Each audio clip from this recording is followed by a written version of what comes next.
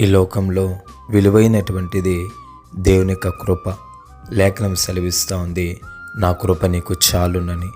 దేవుడు ఏ సందర్భంలో ఈ మాటను చెప్తాడనంటే, పౌలు తనకున్న బలహీనత విషయమై బాధపడుతూ ఉన్నప్పుడు దేవుడు అంటాడు, పౌలా, నీ బలహీనతను గురించి నువ్వు బాధపడద్దు.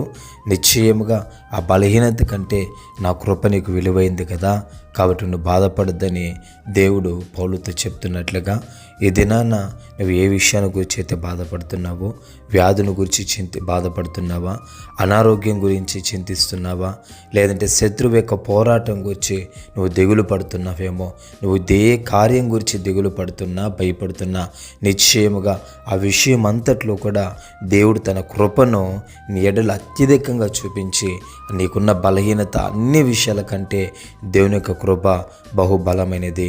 ప్రభువు మాటను దీవించునుగాక. ఆమేన్.